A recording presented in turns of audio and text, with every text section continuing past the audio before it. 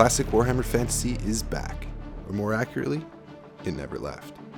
In this video, I'm dusting off some old minis to build a massive Vampire Counts army, and bringing it up to standard for a huge showdown. I've been challenged to a giant 3,000 point Warhammer battle at Adepticon this year by my friend Trent, who many of you may know from the Miscast channel. Trent is a YouTube legend, and I deeply respect and admire him as a creator. We've collaborated a few times over the years, and though I haven't met him in person, he's become a good friend. He's making the journey to Adepticon all the way from Australia, which is really cool. I'm stoked to see him. But none of that changes the fact that I want to win. And that won't be easy. Let me explain to you why. Trent is bringing demons. Now, to understand the problem, you need to understand a few things about Warhammer Fantasy. It's essentially a sword and sorcery game, where warriors and magicians and monsters duke it out. It's often called a rank and flank game, meaning several blocks of troops in several ranks form up to try to outmaneuver and defeat each other. A hugely important mechanic in the game is what they call combat resolution. When two units clash, it isn't just who can kill more of the enemy. The goal is to win the combat, and kills are just one part of the calculation of who won. Ranks are another big part. Each rank of 4 or more guys gives a +1 bonus to combat resolution. Whether or not you have a flag, if you outnumber the enemy, if you're attacking from the flank or rear, and some other things. So whoever scores higher in combat resolution wins the combat. And this is a big deal because if you lose the combat, you have to take a leadership test, and if you fail, you run away. And there's a chance the whole unit will be instantly destroyed if you're pursued and caught. But undead units, like my entire Vampire Counts army, are a bit different. Undead units never run away. Instead, if they lose the combat, the unit starts to crumble and disappear. They also have a special rule called Fear, which symbolizes how unnerving seeing an army of the undead would be. If a unit causes fear and outnumbers their army and wins the combat, the opponent automatically runs away, which is awesome and one of the strongest ways to win battles with this army. You simply take a big unit of something like skeletons or zombies, which are your numbers, and then you put a big strong vampire at the front to get a bunch of kills, and then you watch your opponent automatically flee. This tactic is so effective, it's even called out in the back of the Army's book in the helpful strategy section. So why is this important? Well, demons are immune to fear. They just don't care. I guess if you come from hell, a skeleton just isn't that scary to you. Fair enough. So, if I can't scare the demons, what can I do to them? Well, I'm glad you asked. Walk with me.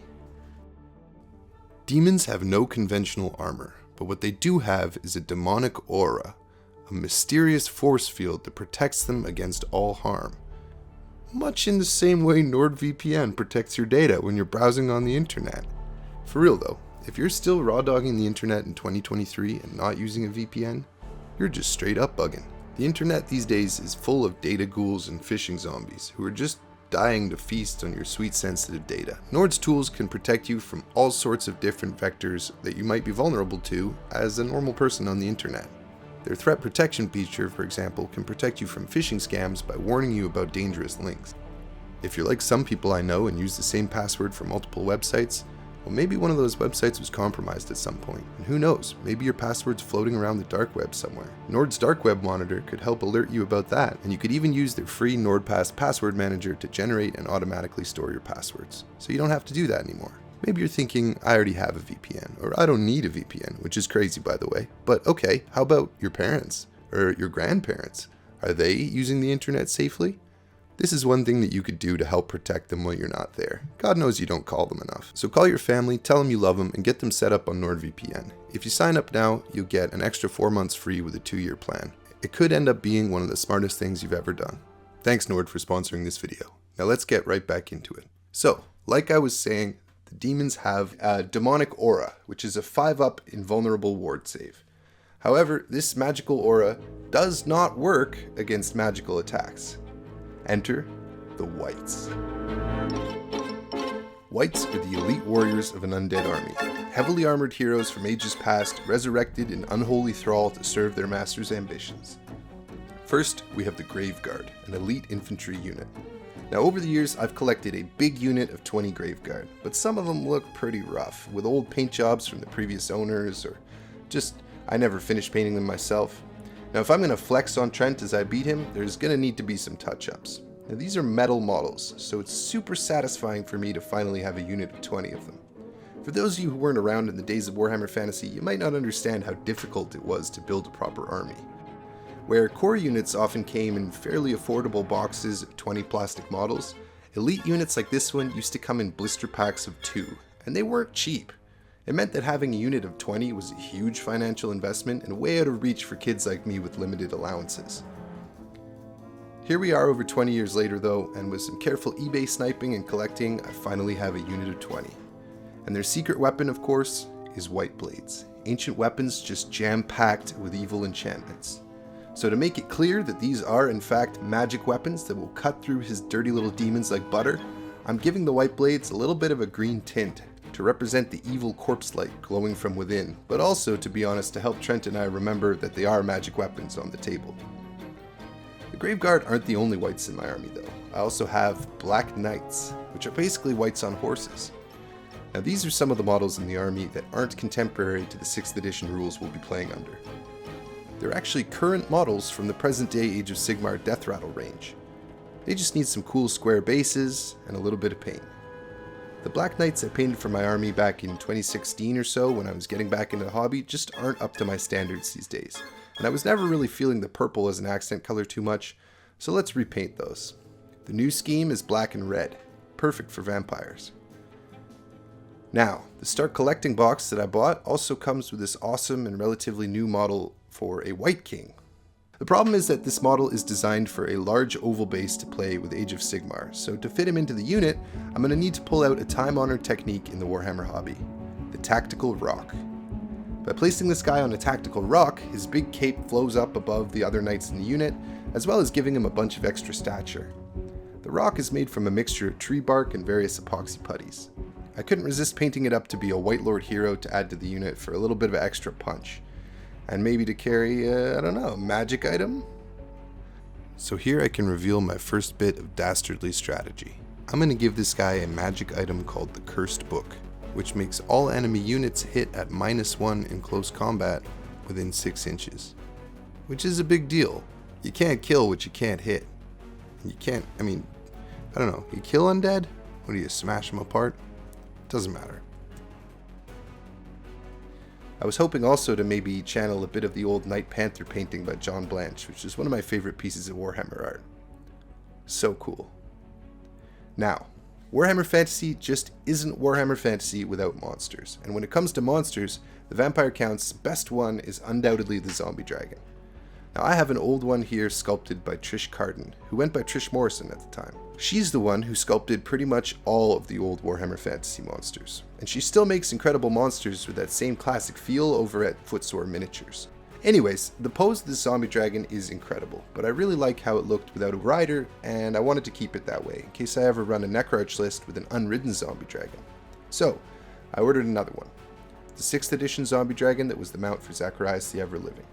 Now this dragon was available for a pretty good price since it came without the rider, so I figured why not.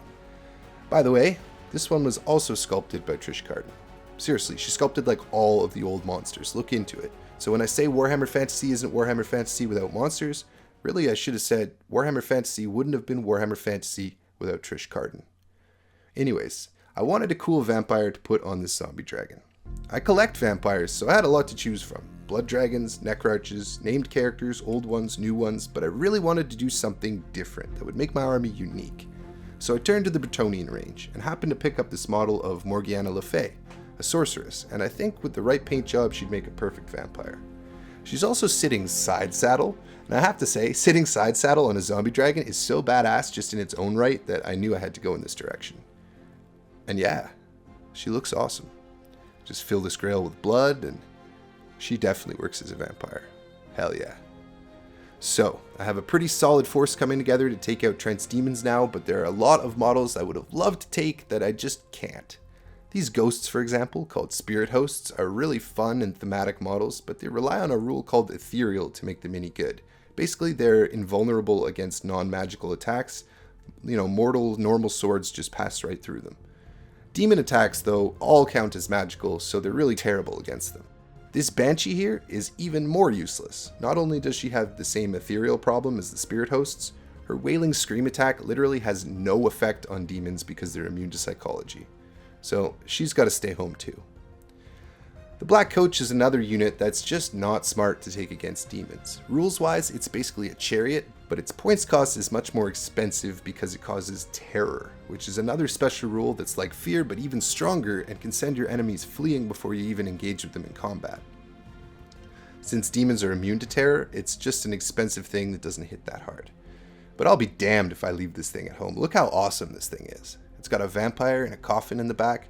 It's not the best strategic choice, but sometimes you just have to choose the cool minis and hope the dice help you out.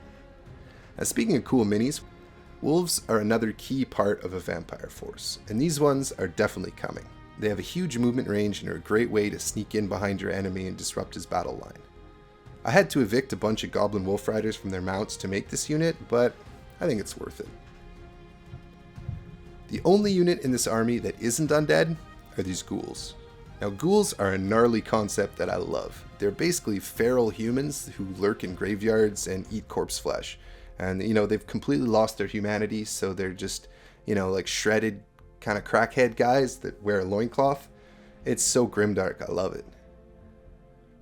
Now part of the process of restoring this army to look like a cohesive force was to do some work on the miniature bases. Luckily my brother pitched in to help, because there are a lot of models in this army. I've always said that the base is a great place to introduce a contrasting color to elevate the look of your army, so I added some nice green phlox and static grass to the bases of all the models in this force. All in all, there's well over 100 models in this army. And here it is, ready for war. If you want to see how this vampire force fared against Trent's demons, make sure you're subscribed, because in the next video I'm going to recap my Adepticon experience and show you guys how the battle went. If you enjoy content like this, consider supporting me on Patreon. I'll put a link in the description box below. Thanks for tuning in, and we'll see you next time on Eric's Hobby Workshop.